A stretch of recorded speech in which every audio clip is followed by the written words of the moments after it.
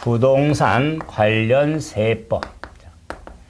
자, 우리가 부동산 세법이라고 이렇게 이야기를 하지만은 정확한 우리 출제 과목의 범위는 부동산 관련 세법입니다. 그래서 줄여서 세법이라고 하지만 제가 방금 전에 부동산 세법은 고득점 과목이다, 전략 과목의 말씀을 드린 이유도 우리가 일반 세법을 공부한 게 아니라 부동산 관련 세법의 핵심을 잡아서 출제가 되기 때문에 충분히 고득점 과목이 될 수 있다고 제가 감히 말씀을 드릴 수 있는 겁니다. 그러면은 이 부동산과 세법의 관련성을 한번 따져봐야겠죠. 그래서 관련 소재의 구분이 테마가 따로 있지만은 전체 기본을 좀 잡아가는 과정의 시작이니까 이 관련성은 부동산 활동 과정, 부동산의 활동 과정에 따라서 세법을 구분할 수 있는데, 이 부동산 활동 과정에 처음으로 부동산을 취득했을 때, 그래서 취득 관련 조세, 부동산을 보유하고 있을 때, 보유 관련 조세, 부동산을 팔았을 때, 양도 관소로 크게 구분이 됩니다. 그래서 취득 관련 조세, 보유 관련 조세, 처분 또는 양도 관소로 구분해서 정리할 수 있는데, 그럼 부동산을 취득했을 때 취득세라는 세금이 있고, 보유 관련 세금 하면은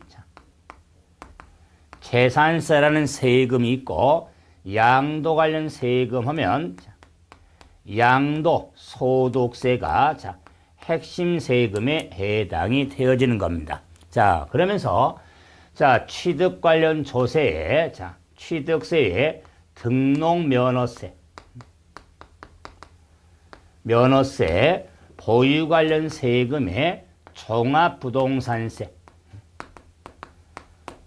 종합부동산세를 감해서 부동산 세제 하면은 이렇게 크게 5 세금의 핵심을 줄 수 있습니다.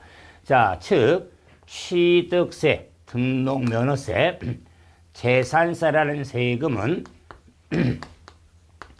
지방세에 해당이 되고, 종합부동산세, 양도소득세는 국세에 해당이 됩니다. 그러면서 이 지방세는 취득세나 등록면허세, 재산세는 지방세는 지방세법으로 규정이 되어 있고, 종합부동산세는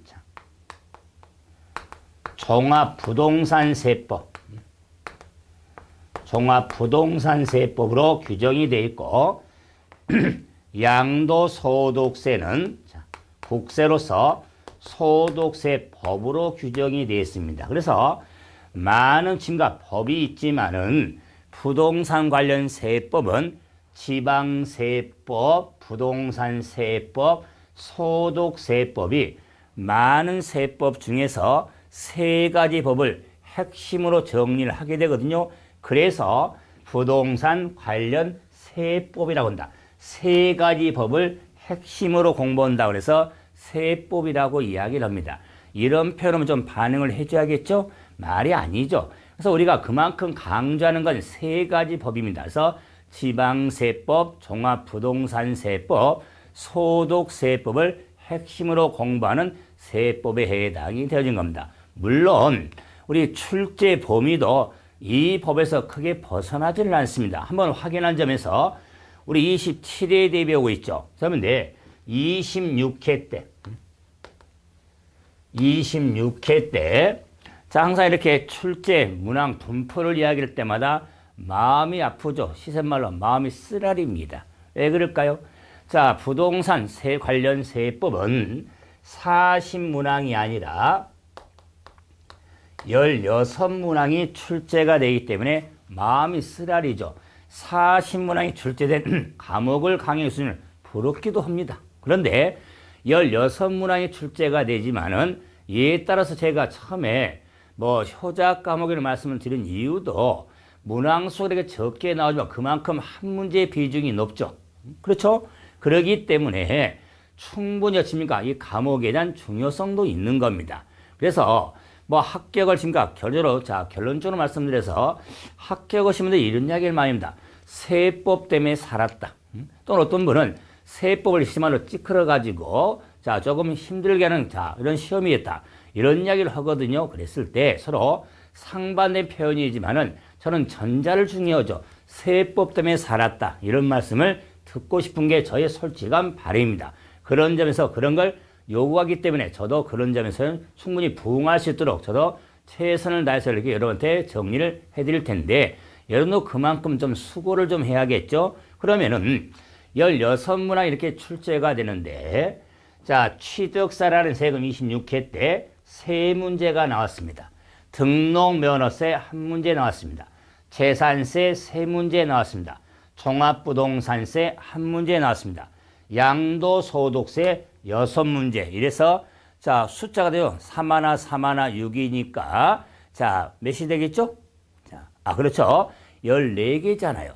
16문항이 출제가 되는 14개가 나왔죠. 그러면 이런 부동산 관련 세금의 자 바탕이 되는 게 조세 총괄적인 설명, 총론이 있습니다. 이 조세 총론에서 두 문제 이렇게 출제가 돼서 16문항이 출제가 되어진 겁니다. 그러면은 우리 27회 대비하면서도 이 문항수의 분포는 거의 벗어나지 않을 겁니다. 좀 벗어난다면은 등록면허세가 25회 때 같이 뭐 취득세로 해서 더 문항수가 나온다거나 종합부동산세를 좀 배제하고 재산세라 문항이 좀 늘어난다거나 자 또는 종합부동산세가 양도소득세 문항이 늘어서 7문항 난다. 이런 정도는 가능하지만 기본적으로 취득세는 3문항 내지 4문항 재산세 역시 3문항 정도 양도소득세는 한 6문항 7문항 이렇게 배정이 되고 총론은 거의 고정된 건 아니지만 두 문제 정도 거의 매회 일관성 있게 출제된 문항수 분포가 됩니다. 자 이런 점에서 이 부동산 관련 세금을 공부할 때 전체 틀 있죠.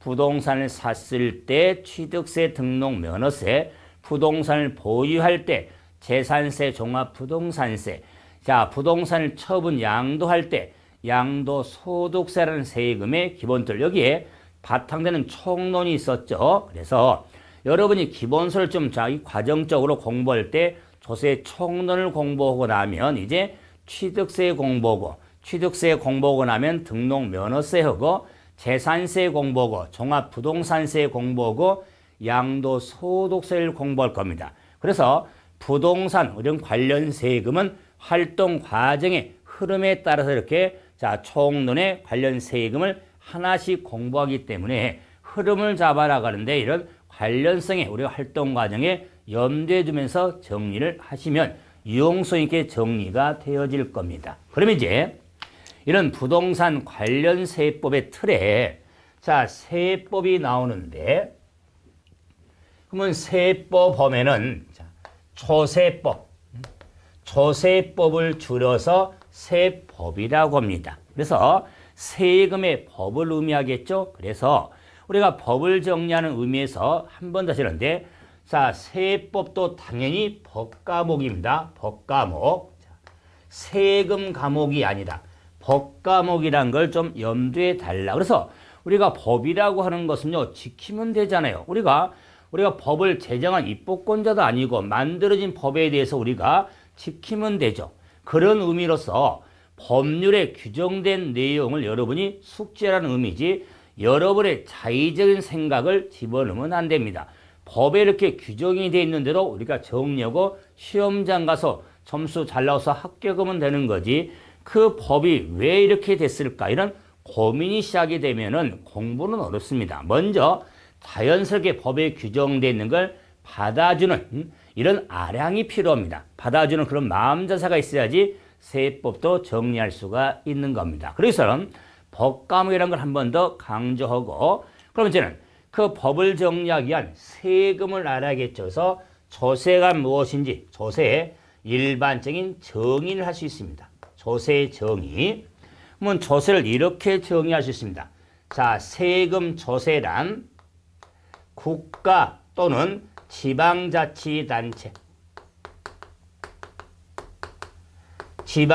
지방자치단체가 재정 수입을